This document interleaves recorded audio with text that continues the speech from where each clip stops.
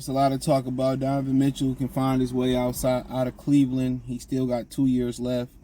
Next year it's like at 35, 37 million or something like that. The following year 39, but after the 24-25 season, it's a player option, so he can opt out, after next season, and he'll be 29 years old. I mean, kind of some sneak dissing was going on in Utah. He fell out with Rudy Gobert because of the whole, jab situation. Rudy Gobert got everybody sick by touching the mics and not taking it serious. They fell out then. They probably wasn't best of friends before then. But then what you end up happening was, they kind of start, leaking, stuff out about each other. Rudy Gobert camp was saying that Donovan Mitchell didn't play no defense. He was broke down. He wasn't athletic. He was always injured and was a liability on defense. Go to Cleveland. He been showing out in the playoffs, but got injured again. He's a guy that's predicated on athleticism a lot of his game. He's crafty, 6'3", you know what I'm saying? I knew it wouldn't work with him and Garland. Garland need the ball. This is really an issue, what you want to call it, an epidemic in the NBA. It's just so many guys cannot operate without the basketball. And I knew their backcourt was too small. He can't operate without the basketball. He reaching 30, and honestly, I don't really see him getting more durable. So, you're talking about, trading and paying, because you're going to have to trade and pay Donovan Mitchell. He's going to want that close to Supermax money. When you're talking about trading and paying a Donovan Mitchell, that's going to be interesting because the durability issues, they talk about, maybe Gobert started like he's a defensive liability, but started to talk about his physical decline, him getting injured in the NBA playoffs. It also leaked out that he didn't think Cleveland was mature enough and was taking the playoff serious enough, and so he could find his way out there. Here, Miami interested for years. The Knicks have been interested. I just think, as far as the Knicks, the backcourt is just too small with him and Jalen Brunson for them to do anything. And then you got Tom Thibodeau that play a hell of minutes on his body. Between rumors of Joel possibly going to the Knicks this past offseason, but now Maxey is rising up.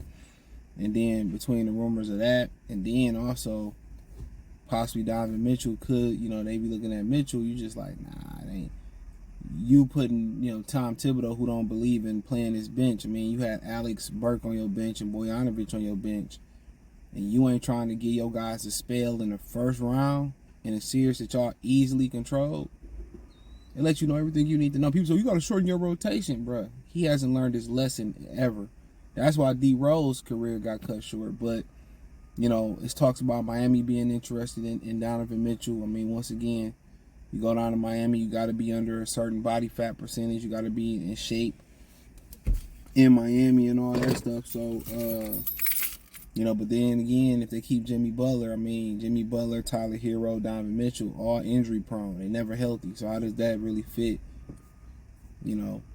So you kind of talk about Detroit, could him and Cade Cunningham work? Like I said before in all the other videos about Cade, Cade size-wise is perfect to play next to Donovan Mitchell. Thinking about it's perfect to play next to Donovan Mitchell. Now, how well Cade can play without the basketball is the $1 million question.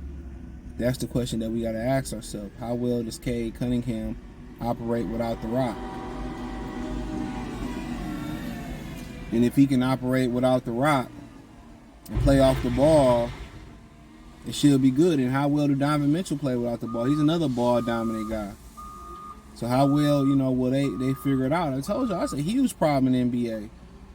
These dudes not being able to play without the basketball. They ain't able to defend, catch and shoot. They don't know how to cut, slash, backdoor cut. You look, that's why Dallas having a lot of success because, guys like Derek Lively and guys like P.J. Washington and Derek Jones all can do things without the basketball. It doesn't necessarily mean catch and shoot or offensively. No, floor spacing, defending.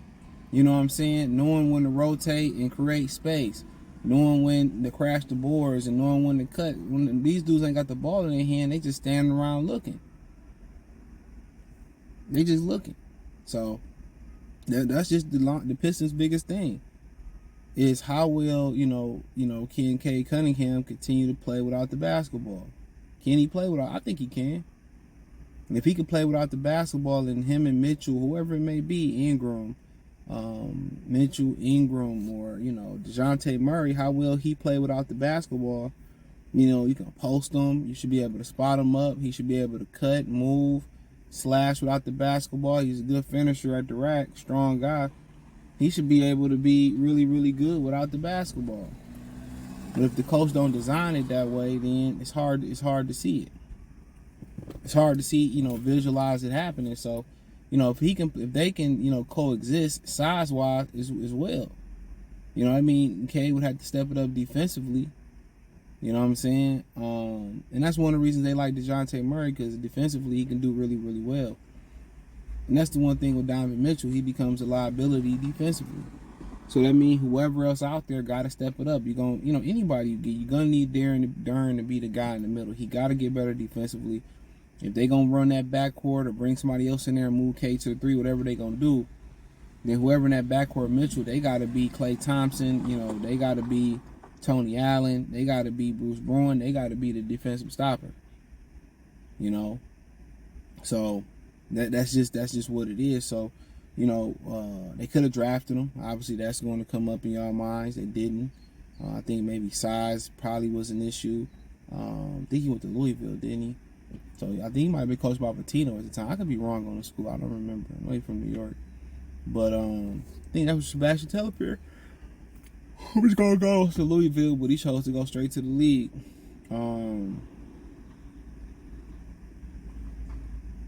But, I mean, how much better would they be with Donovan Mitchell? I don't think it's too much different from the Cavs.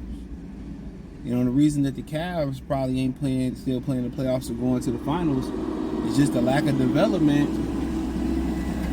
The lack of development of some of their young players. And that's Mobley just not tough enough. Jared Allen was injured. They was mad at him because they felt like he could have played and took a shot in his ribs and played, and he didn't. You talk about Isaac Okoro, he really shot the ball better this year, but he ain't really, developed into what he should have developed in. And then the dynamic of Garland and Donovan Mitchell both needing the basketball really hurting the franchise. It really hurt them as well. I don't think they really, and how small their backcourt was. Yeah, they were bigger up front, pause, with Allen and Mobley when they healthy, but Mobley just ain't good, ain't strong enough and tough enough. I see why he didn't go number one. He not assertive enough neither. And they backcourt is so small, then they both need the basketball. Nobody willing to do the dirty work. That's why Garland had that dog-ass game when Mitchell was out a couple games ago. So, but Mitchell on the Pistons, I don't think it's enough just alone to put them over to make them a playoff team. They will need to add a Bridges or a Brandon Ingram with that. But then again, that's 3 ball dominant guys. So the Pistons just really need a coach that's really going to, put a system in play where they're going to be able to move without the basketball and cut. But that's a no for me. I think Mitchell deserved to go to a contender. So check out Detroit Pistons Talk playlist. Hit the link tree. Find me on Instagram, Facebook, Spotify, Anchor, Cash App, Venmo, PayPal. Check out Detroit Pistons Talk playlist. Let me know what you think in the comment section. Peace.